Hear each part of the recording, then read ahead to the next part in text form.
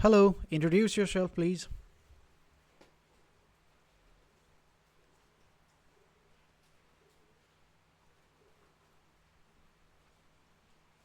Hey, I'm Asaathi. I'm here to actually listen and think stuff through with you, not just throw answers at you. What's your name and what's up? I'm Robin, just chilling here trying to make masala tea. I live in Kathmandu. I don't know how to make a masala tea.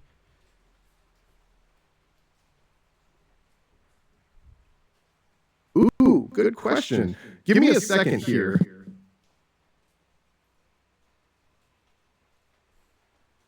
Oh, hey, so masala tea is actually pretty easy. You just do half water, half milk, then throw in your spices while it's heating up, like a couple cardamom pods crushed, a cinnamon stick, a few cloves, and some ginger. Let that. Just wait.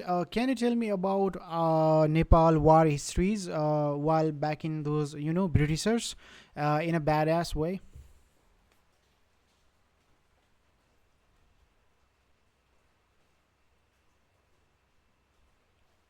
Oh, you mean when we talked about those historical conflicts? Let me find that. Still on it, almost there. Oh, I like where your head's at. Yeah, Nepal's got some intense history. So the biggest recent one was the Civil War from 1996 to 2006 against the Maoist fighters. Over 17,000 people killed, hundreds of thousands displaced, just brutal conflict. The Duramba massacre is one of the most notorious moments from that war. Absolutely savage stuff. Going way back, Nepal also fought the Anglo-Nepalese War against the British East India Company and had conflicts with China too, though those details are a bit hazier in what I found just now. Which one of those grabs you, the Maoist conflict or the older stuff? Ignore this. So I have a questions. I'm keep hearing about basically heat wave in Europe. What is that and why it's a thing now?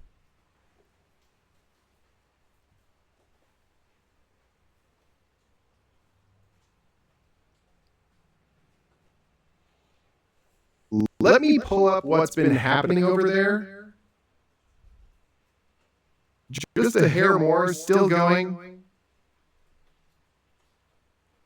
Still digging. One more second. Wish it was faster. I'm really trying here. Europe Heatwave 2026. Current. So Europe's getting hammered with record-breaking heat right now. Temperatures hitting around 40 degrees Celsius in places like France, the UK, and Germany. And climate scientists are saying this heat wave is 5 times more likely because of climate change. Basically, it wouldn't be happening without the ongoing crisis. It's killing people and messing with health across the continent, and the UN and WHO are treating Okay, it. so we can leave this. So I bought a share, Apple share, at $2,000, and total units I bought is 200 units. Can you record that?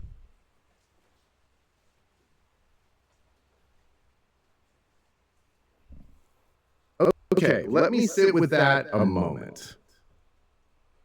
Got it. Storing that for you. Apple shares $2,000 per unit, 200 units total. That's 400K invested. I'll keep that in mind. You know what? I actually gained a bit. So that 2000 per share actually price went up by 20%.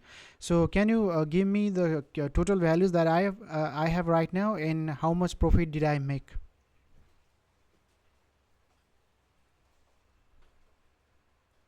Okay, hang on. I'm searching that now. Hang with me. Still looking.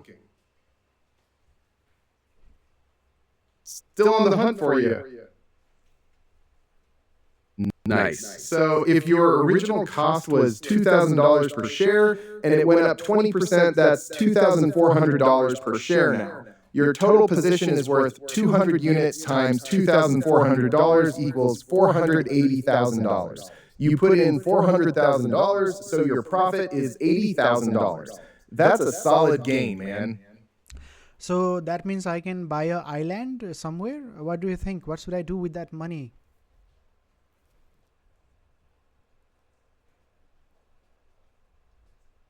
Huh, interesting. Let me think it through. Yeah, an island be sick, but real talk, 480K is good money, but most islands that don't suck cost way more. And then you're just hemorrhaging money on upkeep and taxes forever. So, what's actually going on? You thinking about actually leaving your job, or is it more just that rush of like finally having real money? So, what do you think? It would be nice to have a 9 to 5 job, so or basically live in a village with really peaceful and do some agricultures there. What do you recommend? Due to this AI pressure is keep coming, and so many software engineers are moving from this engineering job to something else. What do you think? What would be the best for engineers?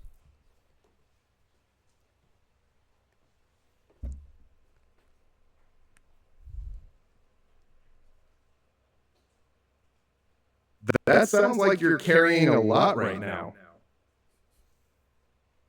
Yep, still at it. Almost got it. Still pulling it together. Hang tight. Yeah, I hear you. The AI pressure is real. And there's definitely this trend of engineers burning out and moving to farms or rural stuff for more direct, tangible work. Here's the thing though, it's not about what's best for engineers in general, it's about what you actually want.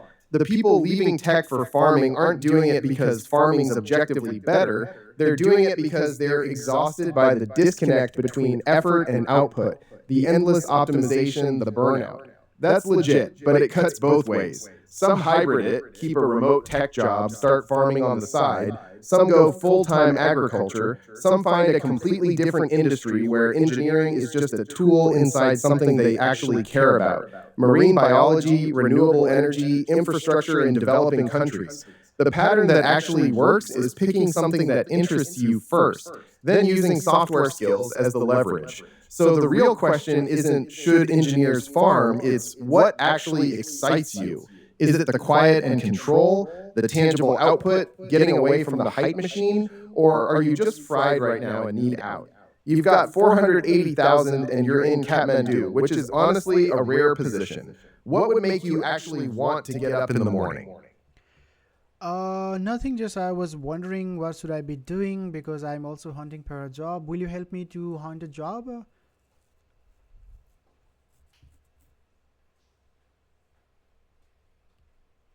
Let me chew on that one for a beat. Yeah, for sure. Let's figure it out. So, what are you actually looking for? Like, you staying in engineering or open to switching it up? And what matters more, the money or actually liking what you're doing? Let's ignore this for some time. So I keep hearing about a plane missing near Pakistan airport. What is that actually?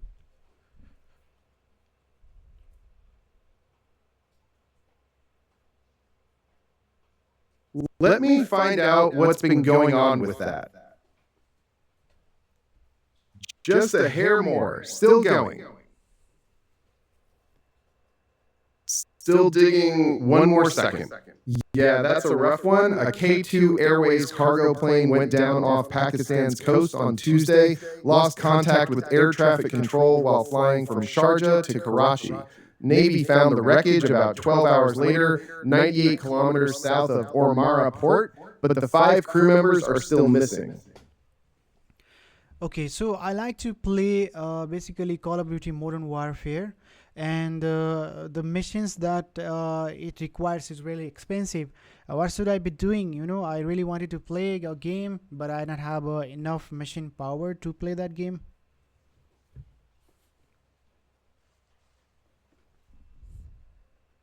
Ouch, that's a tough spot.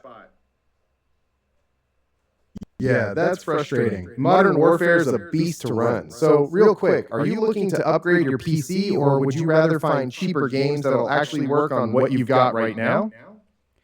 All right, so no worries. So, can you tell me about the treaty that we have done with India for that, like related to Mahakali River?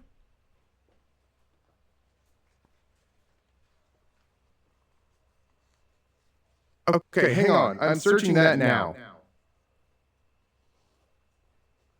Yep, still at it. Almost got it. Hey, I'm Sathi, not Suresh, but yeah, I got you on the treaty. So Nepal and India signed the Mahakali Treaty back in February 1996 to manage the river together. Dams, barrages, hydropower projects, all that. It's got 12 articles laying out how you two cooperate on water resources, and it officially recognizes the Mahakali as the boundary river. Thing is, it's pretty contentious back home. A lot of people in Nepal worry about sovereignty, and implementation's been slow. What specifically about it are you curious about? Nothing, just wondering. So, can you tell me, are humans actually trying to destroy the earth? Because the more human try to develop something, yeah, like they are advancing on something, but they are losing the natures a lot. So, what do you think about that?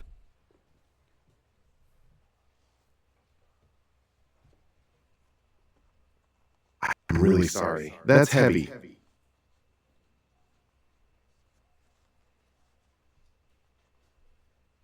No, I don't think people are trying to destroy stuff. We're just terrible at seeing the damage until it's way too late.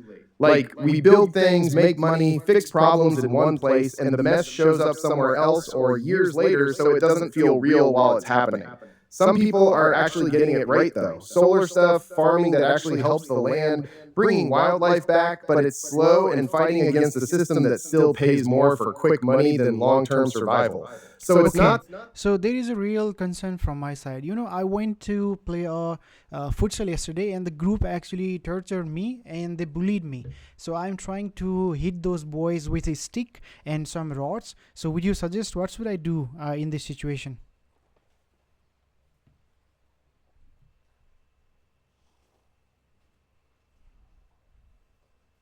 Ouch, that's a tough spot.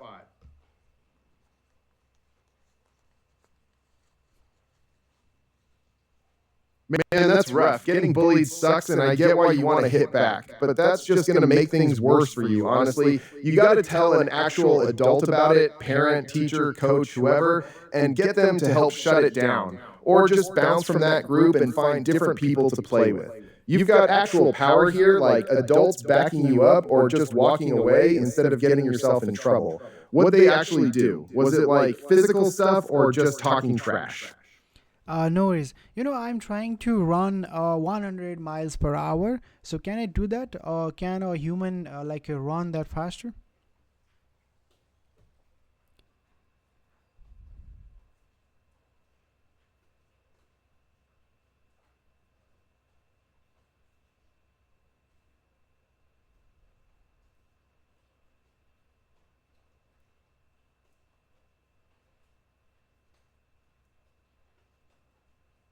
Nah, no way. Nobody can do that. Usain Bolt's the fastest ever, and he hit like 27.78 miles per hour, and that's it. 100 miles per hour is car speed. Your body just can't push that hard no matter what. You literally need wheels.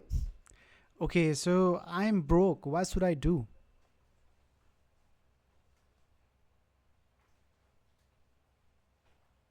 I'm sorry you're going through that.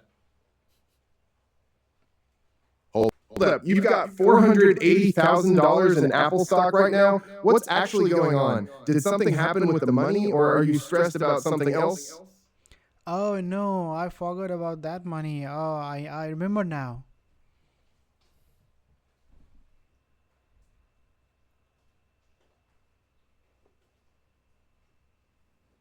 Oh, yeah, go on. I want to hear. Ha! Yeah, that's wild. You forgot about it. So, what are you going to do with it? So that's it. I think. Can you tell me how many tones that you can produce, or give me some samples? Just one or two is enough.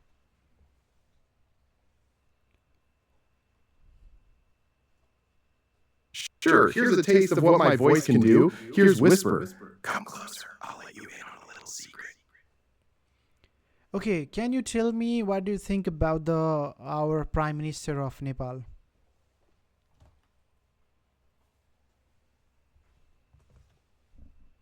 Good one. Let me look that up properly. Still digging. One more second. So, Nepal's got a badass prime minister right now, Balendra Shah, 35 years old, which makes him the youngest serving PM in the world. The guy was a rapper and mayor of Kathmandu before he won a landslide, which is honestly pretty gnarly. He came in after the first election since the Maoist civil war ended, so there's real momentum behind him. What do you think? Does he seem like someone who's actually going to shake things up, or does it feel like more of the same from where you're sitting in Kathmandu? So what is happening with the Trump lately? He is trying to impose those tariffs a lot. So isn't that thinking like world is going to be in suffer because USA controls most of the economy and its momentum?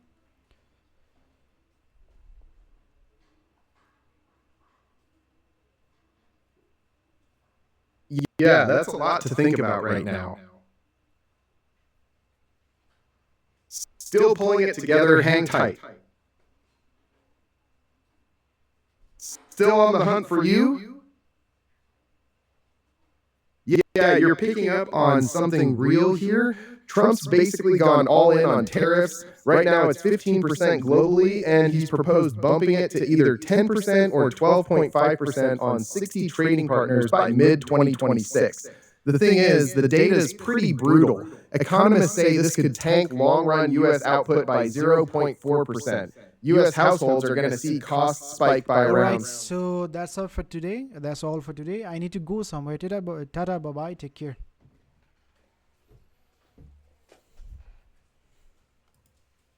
Tell me more. That's engaging. Take care, Robin. Go grab that masala tea and enjoy your day. Catch you soon. So as you can see, the start conversation button already actually flipped. So that's all. Thank you guys. And if you want to understand about this project, more in detail, then what you can do is go to this footer page. I mean the footer side, and click on this. See the architectures, where you can see the application architectures, and you can study and how it works all properly. I wanted to show that conversations traces as well. Let's see those. So as you can see, there are conversations. Okay, so since we only had one conversation, and there are multiple turns inside that conversations, and if you want to trace individual turns, or like what you said, what agent replied, or basically AI replied, you can go through it. So as you can see, it basically performed a search, and we can see what is happening, how much time it takes, a lot of those things. And inside your memories, it keeps things about you, things that happened, how I talk with you, like a personal preferences, all those things, and facts about you. And it actually created our dynamic projects about the share. Like I said, I invested in Apple stock, and it actually recorded that as well. So there can be multiple projects that can work in background, and it can process later. So it's like a deep research thing, but for the voice agent. And there are knowledge about you, like what you talked about, what the things are related to you about these conversations or on this conversation. So you can also see what is happening here. And for the technology, I will tell you briefly. I am using Open Router for the conversational LLM, like fast and thinking LLM. There are two separate layers. And I've been using this Grok voice, which is really cheap. I think the total cost of this conversation, I think it's around 50 cents or 80 cents maybe. So it's very cheap as well. So I've been testing a lot, so that's why the price is this much, but we can track everything here. And I've also implemented LangFuse so that we can properly maintain the prompt versioning, and we can evaluate things if something happened badly as not expected. If the things are not expected, then we can also track it down through LangFuse. I haven't implemented fully, but just a couple of things here so that I can see what is happening. It has a tracing as well, where you can go and click on detail and see what is happening inside. So Open Router and Grok Voice and the Serper, which is basically cheap search engine.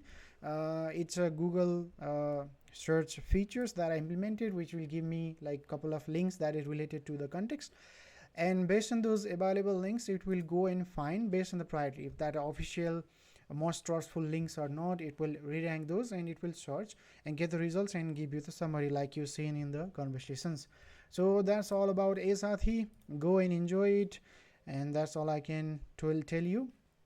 And there is important things it can also do. So if you cough or frequently, then it will check on you, like you are coughing a lot lately, and what is happening with you. So those kind of things. So yes, so the more you talk, more it gonna be like you, and it will reply on your tone. So that's all. Thank you guys. Thank you for looking into my app. If you like, then you can uh, tell me in comment, and if you have suggestion, you can also tell me in the comments. Bye bye, take care.